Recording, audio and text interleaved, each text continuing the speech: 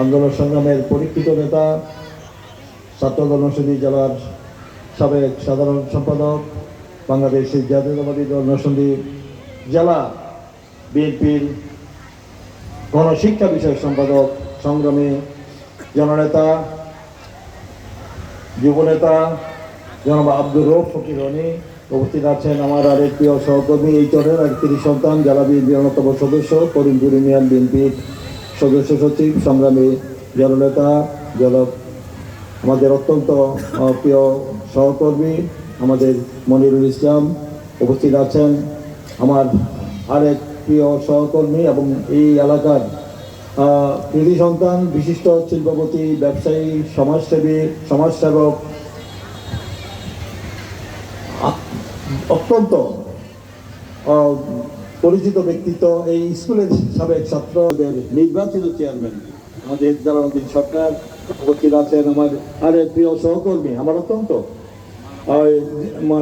ঘনিষ্ঠ সহকর্মী ছিল আমার ছোট ভাই ছিল, আপনারা জেনার প্রয়াত আমাদের নুরুল ইসলাম, আমাদের জেলা বিএনপির যুগ্ম সাধারণ সম্পাদক ছিলেন, এই সদর উপজেলা বিএনপির সাধারণ সম্পাদক ছিলেন। এই নজরপুর তার বাড়ি এবং তারই সহোদর আমাদের মামুন ইসলাম।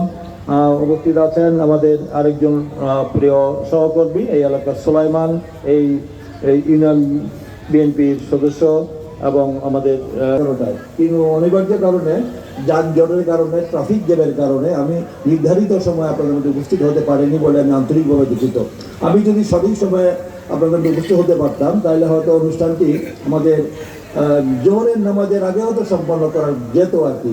এখন আমাদের এই অনুষ্ঠানটি দেওয়া এইরকম বর্ষার সিজনে, এই বর্ষাকালে হওয়ার কথা ছিল না, সেপ্টেম্বর মাসের আজ করলে 11 তারিখ। আজকে আবার আরেকটি ঐতিহাসিক দিন। আজকে বিএনপির চেয়ারপারসন, 3 দিনবারের সাবেক প্রধানমন্ত্রী, বাংলাদেশের মাদার অফ ডেমোক্রেসি, গণতন্ত্রের মা, দেশনেত্রী বেগম খালেদা জিয়ার কারামুক্তি দিবস আজকে এই 11 তারিখ। সেই দিনও আজকে বিখ্যাত অনেকটা দিন। তাই যাই হোক, আজকে আমি বক্তব্য প্রলম্বিত করার বা দীর্ঘায়িত করার কোনো কারণ নাই। আমি সুকান্তের, আমাদের তরুণ একজন সুকান্ত কবি ছিলেন, উনি খুব তরুণ বয়সী তিনি মৃত্যুবরণ করেছেন। তিনি একটা বিখ্যাত কবিতা আছে, সেই কবিতার একটি লাইন, সেই লাইনটি হলো যে ক্ষুধার রাজ্যে পৃথিবী গদ্যময়, পূর্ণিমার চাঁদ যেন জলছানো রুটি। এখন আমি যত ভালো বক্তৃতা দিই আপনাদের প্যাটার্ন, আপনাদের কোনো ঘরে ঢুকবে না, কারণ এখন ধৈর্য গড়াতে চাই না।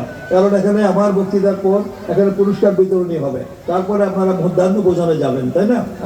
আমি অবশ্য অভ্যস্ত, আমরা যারা রাজনীতি করি, আমাদের দুপুরের মধ্যাহ্ন ভোজনের লাঞ্চের টাইম সাধারণত ন্যূনতম যেদিন সকাল করে সেই 3টা থেকে 5টা এর মধ্যে আমাদের হয়। কিন্তু যারা এখানে আপনারা এসছেন, এই যে শিক্ষার্থীরা, অভিভাবকরা নিশ্চয়ই সকালে আসছে, তার ক্লাস শুরু হয় কটার থেকে?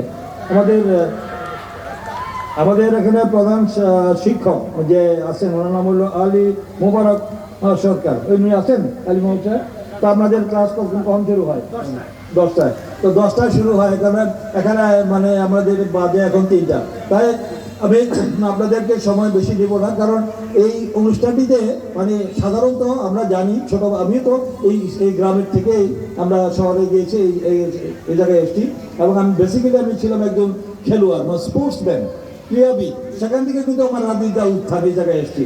যাই কোনো অনুষ্ঠান যদি কোনো স্কুল প্রতিষ্ঠানে বা কলেজে যদি আমাকে এই স্পোর্টসের দেওয়া হয়, তাহলে আমি কিন্তু ওটাকে প্রত্যাখ্যান করি না, আমি সেটা সাদরে গ্রহণ করি।